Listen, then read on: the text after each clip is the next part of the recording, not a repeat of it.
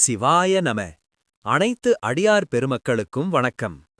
இந்த வாக்கு உரையானது கடந்த 19/12/2025 அன்று அகத்திய பெருமானால் இலங்கை கதிர்காமத்தில் நடந்த சிவபுராண கூட்டுப் பிரார்த்தனையில் நிகழ்த்தப்பட்டது. வாருங்கள், வாக்கிற்குள் செல்வோம். இறைவா நீயே அனைத்தும், இறைவா நீ நன்றாக இருக்க வேண்டும். அன்னை ஸ்ரீ லோபாமுத்ரா உடனுரை தந்தை அகத்திய மாமுனிவர் திருவடிகளை பணிந்து ஈரேழு உலகத்தையும் காத்தருளக்கூடிய அன்னை ஸ்ரீ உண்ணாமலை அம்மை உடனுரை தந்தை அண்ணாமலையார் பொற்கமலத்தை பணிந்து இந்த பதிவினை வெளியிடுகின்றோம். வணக்கம். இந்த தெய்வீக செய்தியை கேட்க வந்திருக்கும் நீங்கள் எல்லோருமே இறையருள் பெற்ற ஆன்மாக்கள். சித்தர்களுடைய இந்த ஞான மொழிகளை கேட்கும்போதே உங்க வாழ்வில் நல்ல விஷயங்கள் நடக்க ஆரம்பிக்கும். இன்னைக்கு நாம அகத்திய மாமுனிவரோட அருள்வாக்கு அடிப்படையில ஒரு ஆழமான ரகசியத்தை பார்க்க போறோம். கேள்வி இதுதான்: கதிர்காம ஆலயத்துல முருகப்பெருமான் ஏன் தான் உருவத்தை காட்டாம தன்னை மறைச்சு வச்சிருக்கார்? மிக முக்கியமான ஒரு கேள்வி. இந்த விளக்கத்தை நம்ம புரிஞ்சுக்கிட்டாலே தன்னலம் இல்லாம சேவை செய்யறதோட மகத்துவத்தை உணர முடியும் இல்லையா? நிச்சயமா. இதுக்கு பின்னால ஒரு பெரிய தத்துவமே இருக்கு. சரி, அப்போ இத கொஞ்சம் விரிவாக பார்க்கலாம். அகத்திய மாமுனிவரோட வாக்குப்படி முதல் காரணம் என்ன? முதல் மற்றும் மிக முக்கியமான காரணம் என்னன்னா, கதிர்காமத்துல முருகப்பெருமான் ஒரு பாதுகாவலர் பாத்திரத்துல இருக்கார். பாதுகாவலர்? ஆமா, ஒரு பாதுகாவலரோட இயல்பே தன்னை வெளிக்காட்டாம மறைஞ்சிருந்து வேலை செய்யறதுதான். ஓ, இதுக்கு ஏதாவது உதாரணம் இருக்கா? இருக்கு. ரொம்ப எளிமையான உதாரணம்.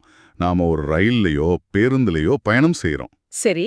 நம்மள பாதுகாப்பா கூட்டிட்டு போற ஓட்டுநரை நம்ம பாக்குறோமா? இல்ல, பாக்குறதில்ல. அவர் மறைஞ்சிருந்துதான் தன் கடமையை செய்யறார். அதே மாதிரிதான் கதிர்காமத்துல இருந்துகிட்டு பெருமான் தன் கையில இருக்கிற வேலினால இந்த உலகத்தையே காக்கிறார். ஆனா தன்னோட உருவத்தை அவர் வெளிக்காட்டுறதில்ல. ஆமா, அதுதான் அந்த பாதுகாவலர் தத்துவம்.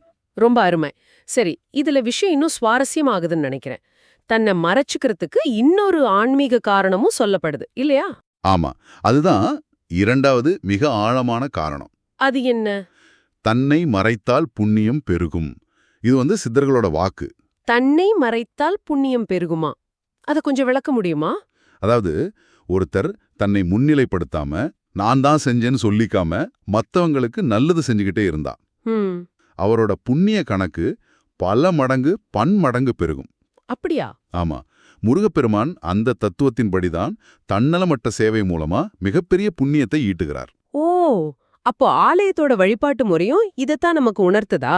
நிச்சயமா, அதுதான் மிக தெளிவான சான்று. அது எப்படி? நீங்க கதிர்காமம் கருவறைக்கு முன்னாடி போனா அங்க ஒரு திரைச்சிலை மட்டும்தான் இருக்கும். ஆமா, அதுல வள்ளி தெய்வானையோட முருகன் படம் இருக்கும். சரிதான். எல்லா பூஜைகளும் அந்த திரைக்கு தான் நடக்கும். அப்ப அந்த மூடி இருக்கிற கருவறைக்குள்ள என்ன இருக்கு? அதுதான் ரகசியம். உள்ள இருக்கிறது பெருமானோட சக்தி வாய்ந்த வேல், அப்புறம் ஒரு எந்திர தகடு, அவ்வளவுதான். சிலையே கிடையாதா? கிடையாது. அவர் தன் உருவத்தின் மூலமா இல்ல, தன்னோட சக்தியோட சின்னங்கள் மூலமா மறைந்திருந்து ஆட்சி செய்றார். ஆஹா, இன்று இந்த ஆய்வோட சாராம்சத்தை நாம ஒரு 3 விஷயமா தொகுக்கலாம். சொல்லுங்க. 1, பாதுகாவலர் தத்துவம். பெருமான் ஒரு பாதுகாவலர், அதனால தன்னை மறைச்சுக்கிறாரு. சரி. 2, புண்ணிய குவிப்பு. தன்னை முன்னிலைப்படுத்தாம சேவை செஞ்சா புண்ணியம் பெருகும். மிக சரி. 3, சக்தி சின்ன வழிபாடு. கருவறையில வேலும் எந்திரமும் இருக்கிறது, அவர் மறைந்திருந்து ஆள்றது நமக்கு உணர்த்துது. அருமையா தொகுத்தீங்க. இந்த தெய்வீக ஞானத்தை தெரிஞ்சுக்கிறதே ஒரு பெரிய பாக்கியம். ஆமாங்க. இத மத்தவங்களுக்கும் கொண்டு சேர்க்கிறது, அவங்களுக்கு வழிகாட்டுறது, அது முதல் தர உயர் புண்ணியமாகும். முதல் தர உயர் புண்ணியம். ஆமா. அப்போ இந்த செய்தியை நீங்க உங்க வாட்ஸ்அப் குழுக்கள்ல, ஃபேஸ்புக், இன்ஸ்டாகிராம் எல்லா சமூக ஊடகங்கள்லயும் பகிருங்க. இதை நீங்க பதிவிறக்கம் செஞ்சு உங்க யூடியூப் சேனல்கள்ல கூட பதிவேற்றலாம். இதுக்கு எந்த பதிப்புரிமையும் கிடையாது. ஆமா, இந்த உலகளாவிய செய்தி எல்லாரையும் போய் சேரட்டும். சித்தர்களோட இந்த அருள்வாக்க இவ்ளோ பொறுமையா கேட்டவங்களுக்கு எங்க மனமார்ந்த நன்றி. ஓம் அன்னை ஸ்ரீ லோபாமுத்ரா உடனுடைய தந்தை அகத்திய மாமுனிவர் திருவடிகளில் சமர்ப்பணம். சர்வம் சிவார்ப்பணம்.